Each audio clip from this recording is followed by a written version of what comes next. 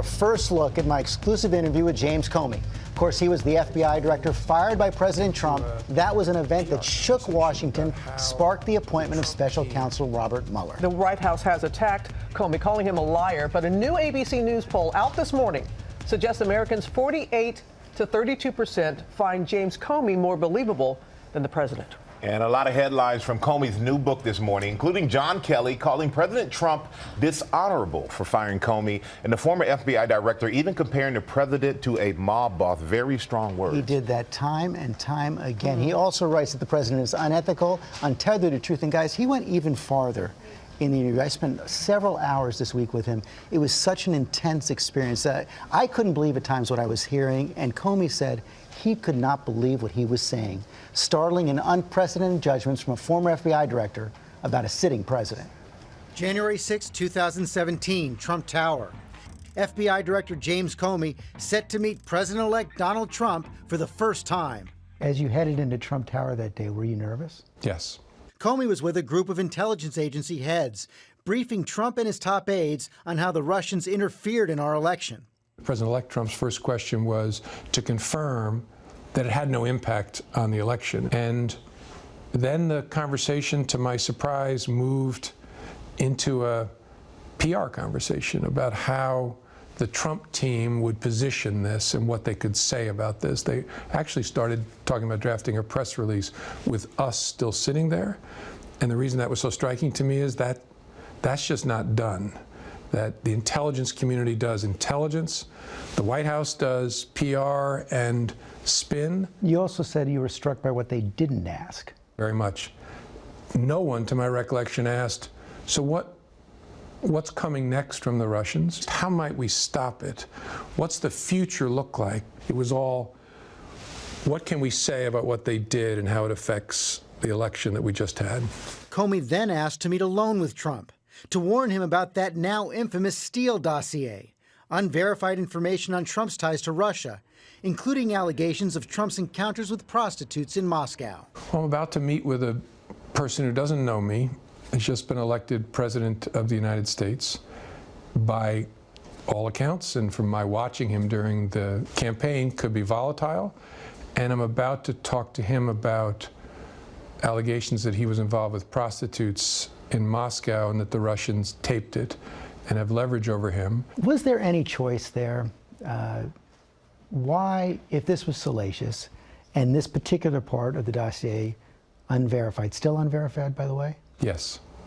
So far as when I got fired, it was unverified. Did you tell him that the Steele dossier had been financed by his political opponents? No. I don't even think I used the term Steele dossier. I just talked about additional material. But did he have a right to know that? That had been financed by his political opponents? I don't know the answer to that. It wasn't necessary for my goal, which was to alert him that we had this information. How graphic did you get? I think as graphic as I needed to be. I started to tell him about the allegation was that he had been involved with prostitutes in a hotel in Moscow in 2013 during a visit for the Miss Universe pageant, and that the Russians had filmed the episode. And he interrupted very defensively and started talking about it. You know, do I look like a guy who needs hookers? And I assumed he was asking that rhetorically. I didn't answer that, and then I just moved on and explained, sir, I'm not saying that we credit this, I'm not saying we believe it, we just thought it very important that you know. Did you tell him you thought it wasn't true, or you didn't know if it was true or not? I never said I don't believe it, because I couldn't say one way or another. How weird was that briefing? Really weird. It was almost an out-of-body experience for me. I was floating above myself, looking down, saying, you're sitting here briefing the incoming President of the United States about prostitutes in Moscow. January 27th. At a private dinner in the White House, President Trump raises the issue again. He says he may want me to investigate it to prove that it didn't happen. And then he says something that distracted me, because he said, you know, if there's even a 1% chance my wife thinks that's true, that's terrible. And I remember thinking, how could your wife think there's a 1% chance you were with prostitutes peeing on each other in Moscow? I'm a flawed human being, but there's literally zero chance that my wife would think that was true. So what kind of marriage to what kind of man does your wife think there's only a 99% chance you didn't do that? And I said to him, sir, when he started talking about it, I may order you to investigate that, I said, sir, that's up to you, but you'd want to be careful about that because it might create a narrative that we're investigating you personally. And second, it's very difficult to prove something didn't happen. Did you believe his denial? Honestly, never thought these words would come out of my mouth, but I don't know whether the current president of the United States was with prostitutes peeing on each other in Moscow in 2013. It's possible, but I don't know. I got to say, that took my breath away. Oh, I would imagine so. And the president came back to it, he said again and again and again. He said that again and again and again.